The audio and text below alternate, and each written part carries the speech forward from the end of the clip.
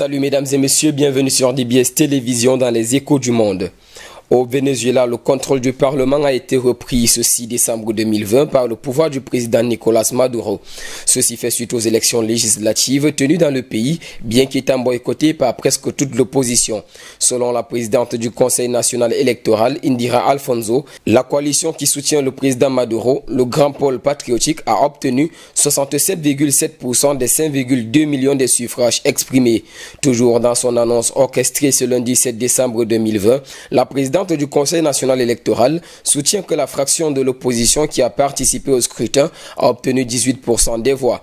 Néanmoins, rappelons que le chef de l'opposition du Venezuela, Juan Guaidó, qui considère comme illégitime le pouvoir de Nicolás Maduro, avait fait appel au boycott de ces élections.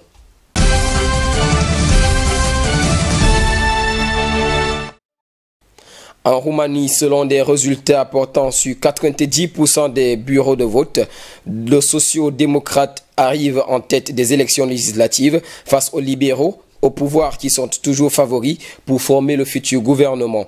En effet, d'après des résultats publiés ce lundi par l'autorité électorale, les sociodémocrates, partis écartés du pouvoir en fin de l'année 2019, sur fond de contestations massives dans la rue et de critiques de Bruxelles visant des atteintes à l'état de droit, ont recueilli environ 30% des voix, tandis que le parti libéral du premier ministre pro-européen, Ludovic Orban, n'a obtenu que 25,5% de suffrages, alors qu'il était proclamé gagnant de ces élections selon les sondages préélectoraux.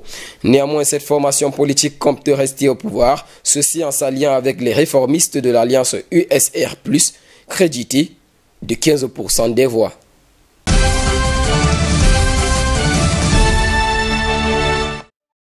En Biélorussie, l'opposition bélarusse a une fois de plus exprimé son indignation ce jeudi 6 décembre 2020, ceci en manifestant dans les rues de Minsk. Cette fois, il s'agissait de plusieurs dizaines de rassemblements qui ont été annoncés dans les différents quartiers de la ville.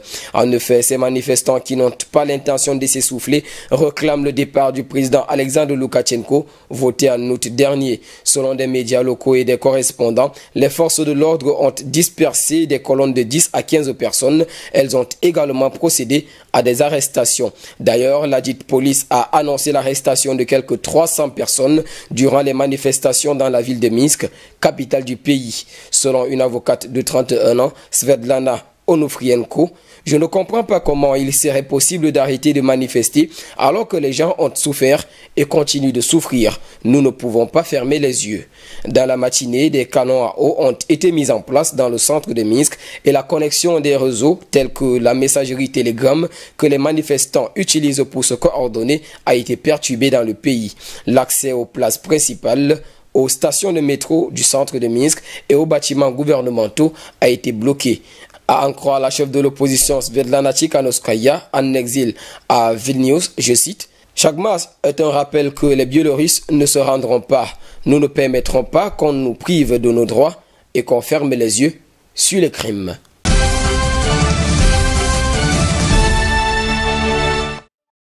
À présent, en Moldavie, depuis son élection au poste de présidente le 15 novembre 2020, la pro-européenne Maia Sandu et ses partisans, dont des dizaines de milliers de personnes, sont sous les feux de projecteurs, ceci pour réclamer la démission du gouvernement et la dissolution du Parlement. Avant la prise de fonction de cette dernière, prévue en fin de ce mois de décembre, le Parlement, qui ne lui est pas favorable, vote des lois réduisant les pouvoirs présidentiels. Selon certains, les députés veulent mettre tout le pouvoir entre les mains d'une seule personne, un dictateur, et les transformer en esclaves.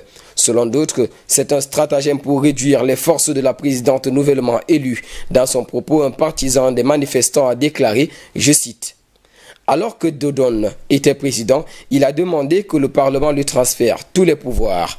Maintenant qu'il a perdu les élections et qu'une nouvelle présidente est arrivée, qui est du côté du peuple, ils veulent lui couper des ailes et la priver de presque tous les pouvoirs. » Notons ici que l'une des lois votées par ce Parlement contrôlé par Igor Dodon transfère le contrôle des services de sécurité aux députés ex-premier ministre. Rappelons que Maia Sandu a fait sa campagne sur la lutte contre la corruption dans ce pays de 3,5 millions d'habitants.